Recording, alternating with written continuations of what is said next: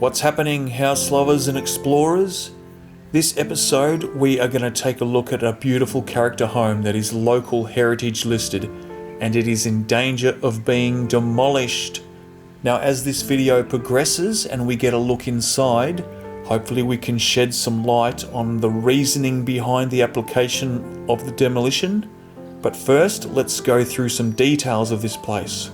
Now the home was built in 1923 for a Mr. Eustace Damon Barton, and it was one of the original homesteads built in this area that was originally Glenunga Farm. Now in March of 2005 the home was put onto the South Australian Heritage List, and the SA Heritage database states that the home was placed on the list with a high level of confidence. It met criteria A and D in section 23, A being it displays historical, economic or social themes that are of importance to the local area, D being it displays aesthetic merit, design, characteristics or construction techniques of significance to the local area. Also, the statement of heritage value says that the house is an excellent example of the change in style in the 1920s from the more traditional domestic architecture common in Adelaide prior to that time. Before we move on, big shout out to Julianne Turner, who helps me research these places and digs up all these cool old documents. Now as we look at some original land titles here, we can see the first one was 1921, the house was constructed by 1923, and in 1936 it was transferred from Eustace Barton to Robert Edmeades, and he was a retired British civil servant. Now a significant part of this home's history is when Hugh Christian Trumbull took over ownership of the house in 1944. Hugh Trumbull was the head of the Department of Agronomy at the University of Adelaide. That means agriculture. Now he had that position from 1941 to 1953. And an interesting fact, he was also the nephew of Australian Test cricketer Hugh Trumbull, who was a spin bowler for Australia around the late 1800s to early 1900s. Now as I mentioned earlier, an application for demolition has been put through for this place, and yes, you may be wondering, how the hell can a local heritage place be demolished? And as the video progresses, I will add some more info and talk a little bit more about what the reasoning may be as we look at the interiors and get a bit more feel for what's going on with the house. And in saying that, I was very lucky to be able to get a look through this place. As we can see here, the grounds are still being kept, and as of now the place is under surveillance. It's locked up and it's no longer accessible, so I just wanted that to be noted before we get into the explore. And with that said, guys, let's start the explore and take a look through this place. I hope you enjoy.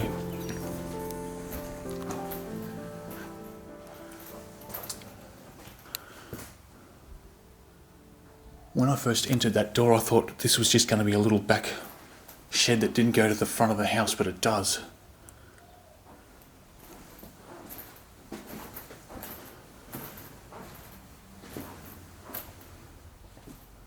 Must have been a hot water service there or something. There's the key, the old key.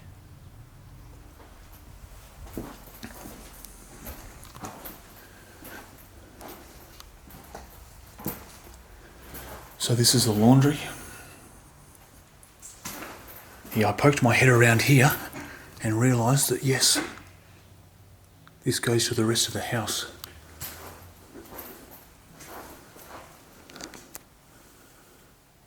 This lean-to's had a new ceiling put in. Can actually hear something walking up there. Maybe it's a possum, maybe it's birds, I'm not sure. I think it could be a possum.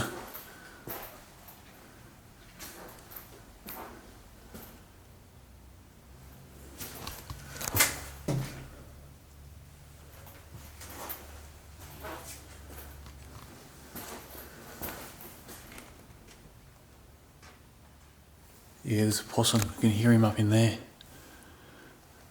Now we've got a bathroom in there. Very small one.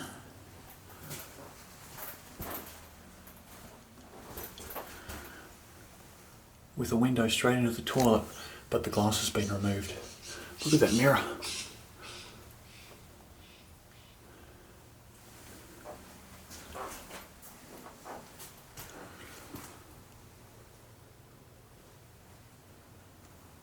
Oh wow.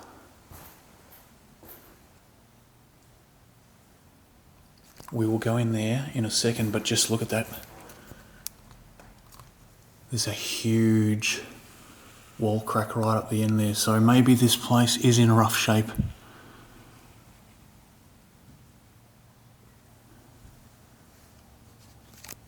The huge cornice has fallen down. We'll go back in there. Just check this part. Whoops.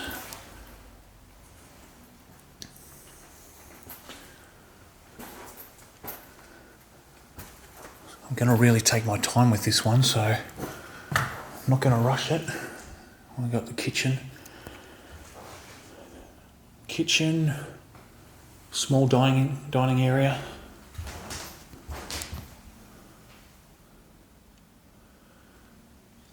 Yeah, this home is a character home, and it's very, very unique, as it's kind of like a villa, kind of like a bungalow, and it's local heritage, so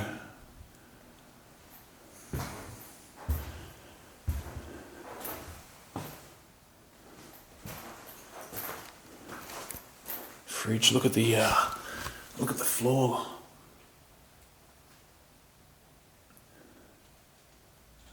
That's original. That's the original stove cove. It's been replaced with stove top.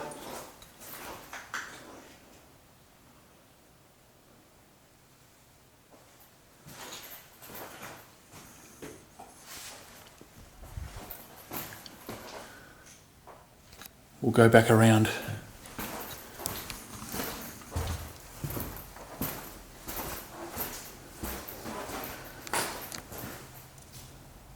A key holder in the shape of a key. So look at that. All the cornicing is coming down.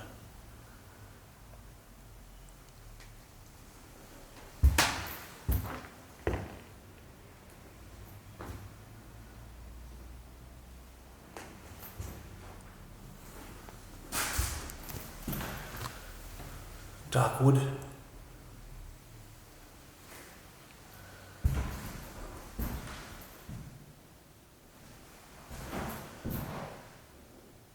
Covered the fireplace up. There's the original ceiling rose.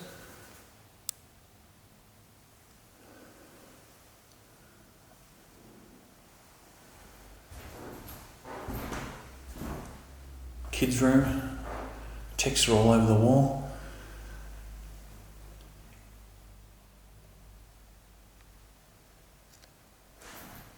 Now,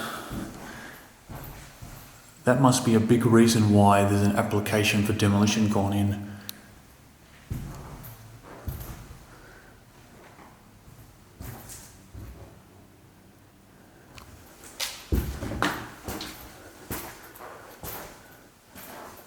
Okay, this is the main bathroom.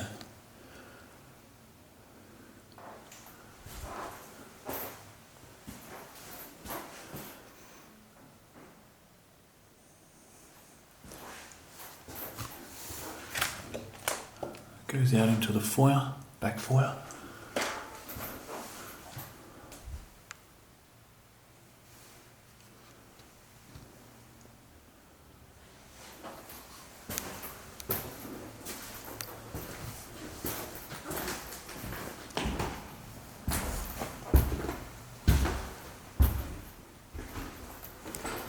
It's got the bungalow woodwork, how the wood tapers down wider as it gets lower. High doors. High door handles, I mean, sorry. Although that doesn't look like it's an original door.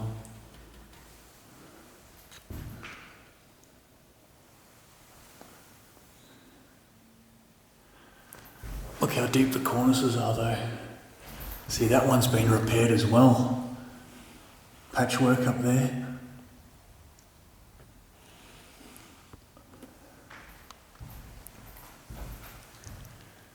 I guess that's the conundrum with heritage listed places. It's so hard to change anything, and obviously it costs a fortune to maintain properties, particularly with huge foundation problems, but still, state government needs to step in and save these places.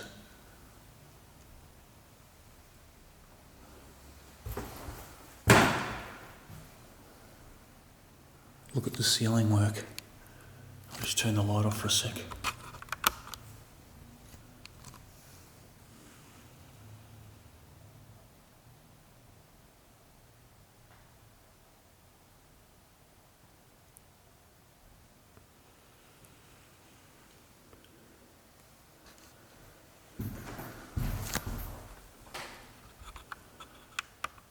Not only is that cracked, it's actually bowing in towards me.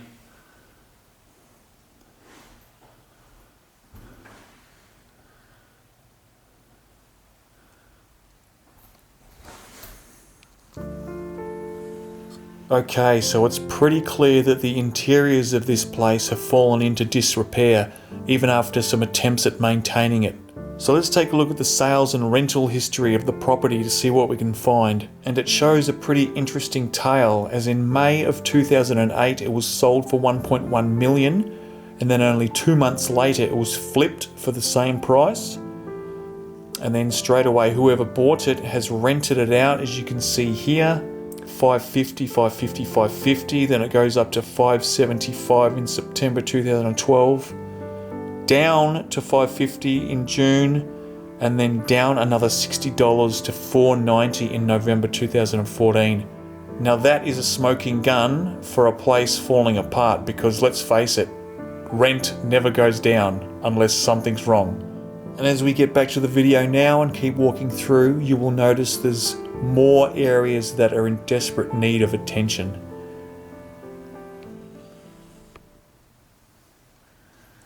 So you've got a hallway running straight across the home with the door, one door to the veranda, and that's the side door. But this is all your arts and crafts and Federation style woodwork there too.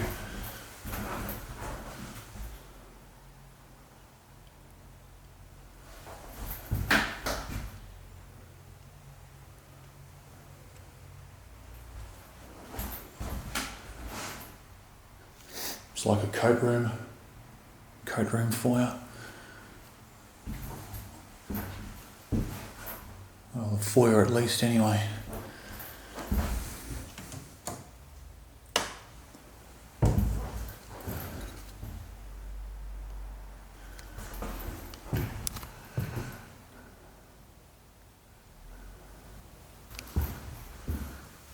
Wow.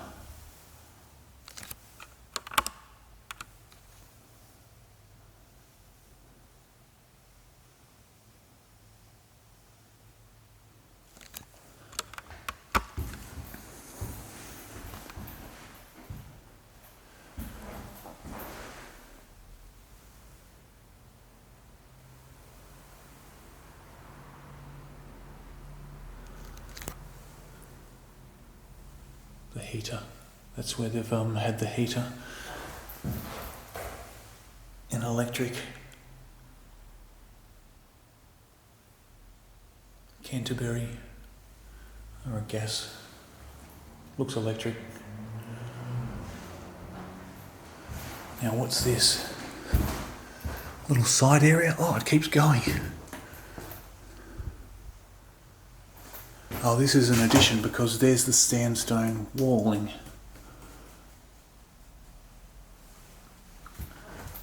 So this most likely was part of the wraparound veranda maybe, and they've enclosed it.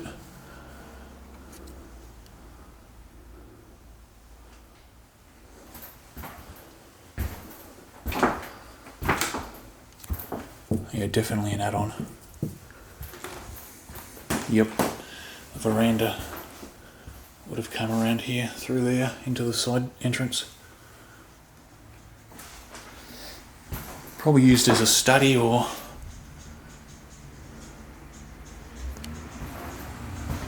something along those lines.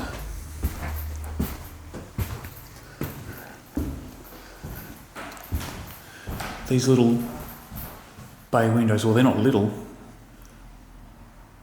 Bay windows are very Federation.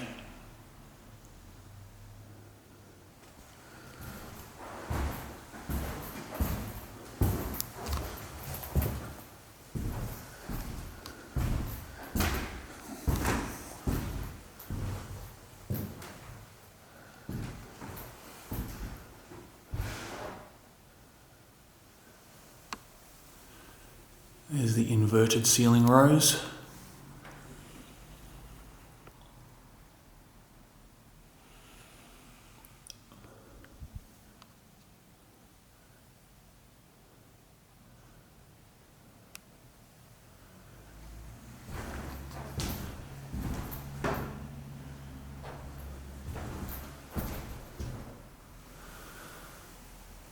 That's what the original fireplace looks like.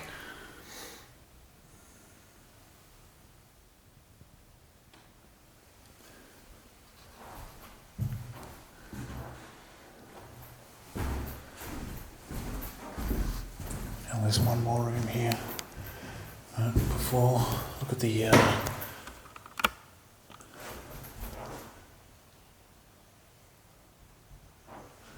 LED light.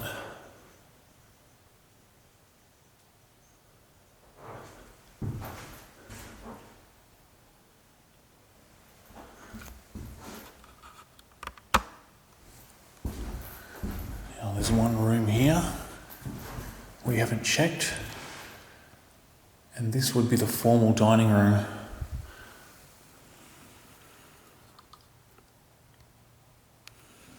Because that door goes to the kitchen. And dining table would have sat under the chandelier.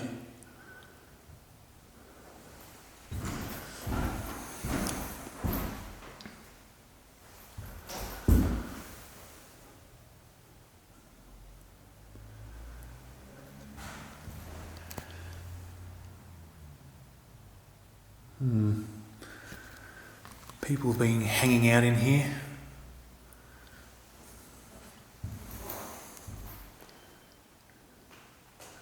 Look at that, see? Repairs, makeshift repairs to stop those cornices coming down. So, it's fair to say this place needs a lot of work. I mean, you can even see the bow in the ceiling.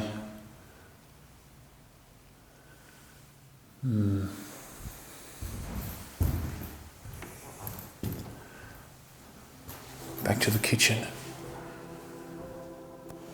Okay, so there was actually one room that we hadn't seen yet, and it turns out it's another section of the veranda that had been enclosed.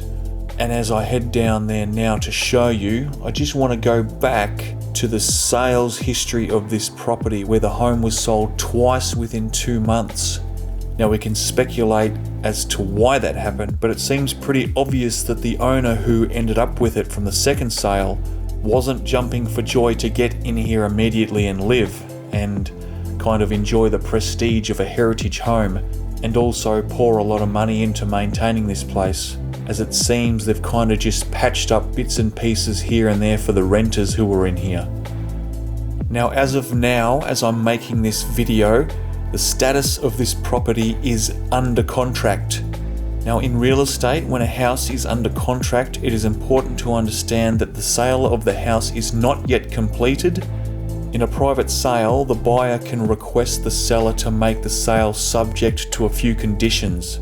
Now, in regards to this home, one of those conditions may very well be the approval of a demolition application. Now, the application was made to the Burnside Council by a DFAM, care of Master Plans SA, Now, one of the areas that master plans specialise in is development application assessment, application management and facilitation, and development application preparation.